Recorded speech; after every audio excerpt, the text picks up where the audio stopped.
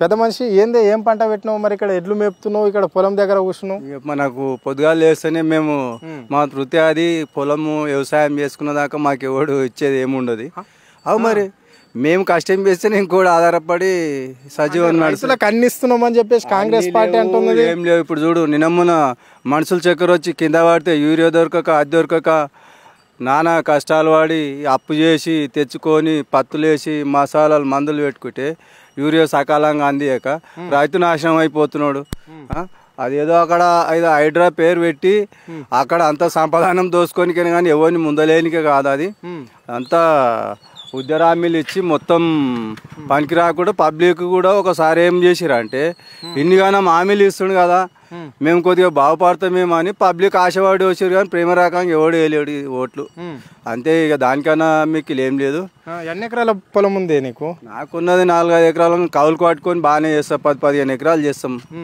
మరి ఏంది మరి యూరియా బస్సుల కొరత ఏంది మరి రైతు భరోసా పైసలు పడ్డాయా భరోసా నేనేమంటున్నా రైతులు కానీ సామాన్యులు కానీ మొత్తం ఇండ్లు ఇస్తా ఇందిరామ ఇండ్లు ఇస్తా మళ్ళీ రైతులకు 2 లక్షల రుణమాఫీ చేస్తా మళ్ళా కళ్యాణ లక్ష్మి మీద మళ్ళా ఇంకా తులం బంగారం పెడతా ఇవి మొత్తం అడ్డమైన హామీలు ఇచ్చి ఏదో అది ప్రభుత్వము వచ్చింది కానీ లేకపోతే ప్రభుత్వం వచ్చేది కాదు చచ్చేది కదా అది ఇది మొత్తం పబ్లిక్ మోసం చేయనికే వాళ్ళు సంపద గురించి వచ్చారు కానీ ఒకరికి మేలు చేసే రకం అయితే కాదు ఇప్పుడు ప్రభుత్వం అరే మరి ఇప్పుడు కేసీఆర్ ప్రభుత్వం రేవంత్ రెడ్డి ప్రభుత్వం తేడా ఉన్నది ఏదైనా ప్రభుత్వమే కదా ఏ ప్రభుత్వం కానీ ఎక్కడ ప్రభుత్వం కానీ మనుషులకు న్యాయం అనే పరిపాలన లేదు అది అందరూ వాళ్ళు సంపాదించుకోనికి అవన్నీ అడ్డమైన హామీలు ఇచ్చారు ఇక్కడ మహిళలకేమో ఉచిత బస్సు ఇవ్వటే మళ్ళీ ఇక్కడ ఎవడు అడగలేడు మహిళల బస్ పిచ్చోడ అది మహిళల బస్ ఇప్పుడు అట్లా అంటే స్కూటీలు ఇస్తాడు చదువుకున్న పిల్లలకు లేడీస్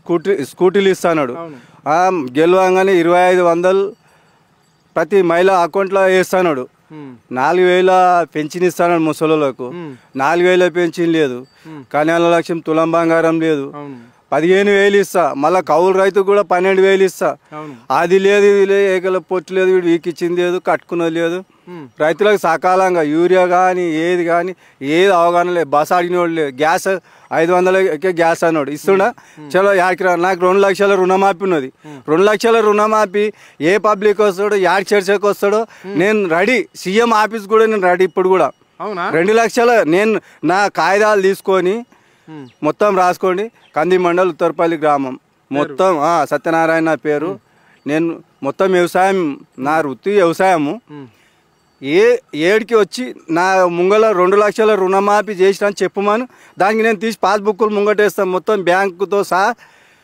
మాఫీ అయిందేమో చెప్పమని అప్పుడు దానికి సమాధానం ఇస్తాం మరి ఏంటి కాకపోయినా ఆల్రెడీ 80% రైతులకు రుణమాఫీ చేసినామంటే ఏమన్నా తక్కువ ఉండొచ్చు ఆధార్ కార్డు రేషన్ కార్డు నాది రేషన్ కార్డు కరెక్ట్ ఉన్నది బ్యాంక్ అకౌంట్ కరెక్ట్ ఉన్నది మొత్తం అన్ని కరెక్ట్ ఉన్నాయి అది ఏదా అంటే అది ఇయ్యదాలని పిల్లలు ఇంకోసారి దాన్ని ఓడగొట్టాలి అని చేస్తామే కానీ ఇప్పుడు ఫస్ట్ చెప్పిండా రేషన్ కార్డు ఒకతాన లెక్క పెడతా అని చెప్పిండా చెప్పు ఇప్పుడు రేషన్ కార్డు లెక్క పెడితే 2 లక్షలు దాటిపోయింది అంటున్నాడు అంతే తప్పేం లేదు మేము అన్నిట్లు ఉన్నాము అవగానే 60 గదాలు ఇల్లు 60 గదాలు ఎవరికి ఉంటుంది 60 గదాలు ఏమది నువ్వు ఇవి 60 గదాలు కాదు నువ్వు ఇస్తాను 5 లక్షలు ఇచ్చి ఏ పబ్లిక్ కానీ ఎవరు కానీ లేనోని కానీ ఉన్నోని కానీ నువ్వు 5 లక్షలు ఇస్తాను ఇల్లు మంజూరు ఇచ్చినాడు 60 గజాలు కాదు 70 గజాలు కట్టుకుంటాడు 100 గజాలు కట్టుకుంటాడు ఆడ నువ్వు నేను కడితే పైసలు ఇస్తా లేకపోతే లేదాను దానికి కానీ నేను కట్టుబడి పెట్టి నువ్వు తింటే ఇంత తిను లేకపోతే వాడు తింటాడా వాడు తినడు వాడు ప్లేట్ తింటాడు వాడు ఫుల్ భోజనం కూడా తింటాడు 2 ప్లేట్లు తింటాడు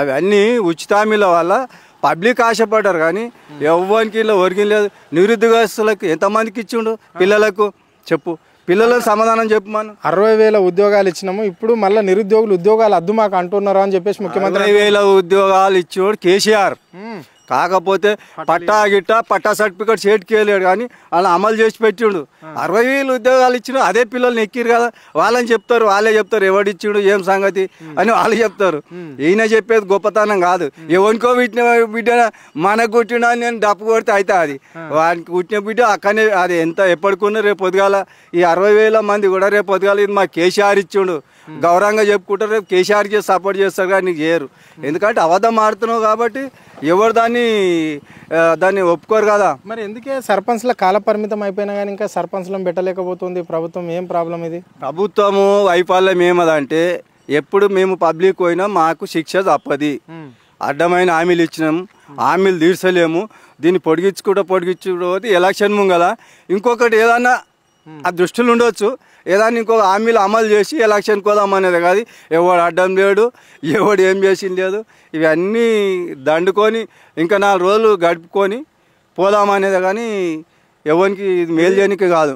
ప్రజాప్రభుత్వము ప్రజలు నేరుగా వచ్చి ఎమ్మెల్యేల దగ్గర కావచ్చు, ఎంపీల దగ్గర కావచ్చు, అధికారుల దగ్గర కూడా ఏమైనా సమస్యలు ఉంటే నేరుగా చెప్పుకోవాలి. ఇది ప్రజాప్రభుత్వం అధికారాలే కాదు. నేను బద్దలు కొట్టినా, నువ్వు కట్టి నీళ్ళని కంచెలు తీసేసినావు, ఆడికి వస్తేనే నువ్వు ఎవరికి అపార్ట్మెంట్ లేదు, నువ్వు ఇంకాడికెళ్ళే ప్రజాపాలన. ఇది రాక్షస పాలన, ఇది ప్రజాపాలన కాదు, రాక్షస పాలన. ఇది నిరంతగా అన్నది, ఇది ప్రజల పాలన కాదు. ఇది ప్రజల పాలన ఎట్లయితుంది? ఇది కేసీఆర్ ప్రభుత్వానికి రేవంత్ రెడ్డి ప్రభుత్వానికి తేడా ఏం కనిపిస్తున్నది ఈ 2 ఏళ్లలో? ఇప్పుడు కేసీఆర్ అన్నోడు లేకపోతే ఇవాళ రేవంత్ రెడ్డి సీఎంఏ లేడు. ఎవరినో చెప్పు మన కేసీఆర్ అన్నోడు లేకపోతే రేవంత్ రెడ్డి సీట్ మీదకి వచ్చేటోడు కాదు, సీఎం అయ్యేటోడు కాదు.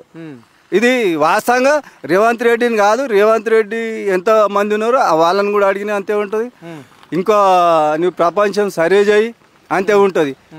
ఇదే తెలంగాణ రాకపోతే నువ్వు ఏడా ఇవాళ మినిస్టర్ ఉంటుంటివి, నువ్వు ఏడా ముఖ్యమంత్రి ఉంటుంటివి, నువ్వు చెప్పు. నేనంటే నాకు చదువుకోలేను, నేను ఏదో ఇక్కడ వ్యవసాయం చేసి బతికేటోని. ఆయననే చెప్పమని చూస్తాను. తెలంగాణకు నువ్వు పోరాడినోడవా కొట్లాడినోడవా? ఎవడో కొట్లాడి పిల్లలు చచ్చిపోయారు, మంచి మంచి యోధులు చచ్చిపోయారు, అంతా చచ్చిపోయారు.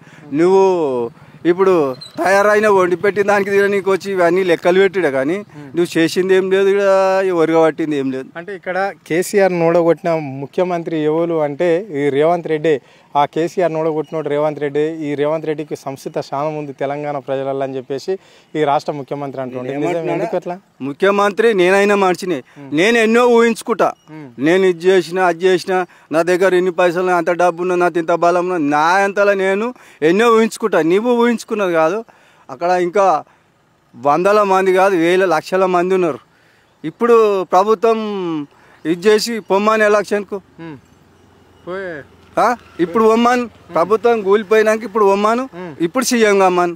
అంతేనా? అంతే, ఇంకా దానికన్నా మిక్కిలేముంటుంది. మరి ఎక్కువగా ఎందుకు ఈ కల్వకుంట్ల కుటుంబాన్ని టార్గెట్ చేస్తూ ఊరికే మాట్లాడతాడు ఎందుకు? ఇప్పుడు కళ్ళబొల్లి ముచ్చట్లాడి ఎట్లయితే అప్పుడు ఎవరు కాంగ్రెస్ పెద్దోళ్ళు జానారెడ్డి ఉన్నాడు, ఉత్తమ్ కుమార్ రెడ్డి ఉన్నాడు, వాళ్ళంతా మంచి మంచి లీడర్లు కాదంటలే. వాళ్ళు ఇట్లా గబ్బి వారేసుకొని దూషించి ఎవరిని మాటలు పబ్లిక్లో పోయిరు వాళ్ళు. కానీ ఇట్లా ఏందంటే నేనే టైగర్, నేను ఇష్టం వచ్చినట్టు తిట్టి ముందడుకోండి కదా, పట్టుకొచ్చిన కుక్క ఎట్లయినా ఉరుకుతుంది. అది ఇప్పుడు అన్ని ఎమ్మిడు ఉన్నాయి. ఇది ఎక్కడికెళ్ళో వచ్చి మన మందలకు వచ్చి అన్నిటికన్నా ముంగడ నేనే అని ఉరుకుట్లా. అది ఏదో పిసిసి అధ్యక్షుడు ఇచ్చి దానిలాగే రేవంత్ రెడ్డి. కానీ యాక్చువల్గా రాజగోపాల్ రెడ్డి అనేది వాస్తవమే. ఇది శాశ్వత 10 కాదు. నేను 10 ఏళ్ళు ఉన్నట్టు 10 ఏళ్ళు నువ్వు ఎక్కడికెళ్ళి వచ్చినావు, నువ్వు వాళ్ళకెళ్ళి వచ్చి ఇలా ఇది చేసినావు. కానీ అది లెక్క కాదు. అది రైతులను కూడా బాగా చూడమని 15,000 ఇస్తాడు, అందరు కౌలు రైతులకు ఇస్తాడు. కౌలు రైతులకు 12,000. ఏది ఇచ్చిండు? ఏ కౌలు రైతుకి ఇచ్చిండు? ఒక రైతుకి. నేను కౌలు రైతునే కదా, నేను 15 ఎకరాలు పట్టుకున్నా. నేను ఇప్పుడు అన్నీ చేస్తున్నా. నాకు ఏ కౌలు ఎవరికి ఇచ్చిండు చెప్పమని.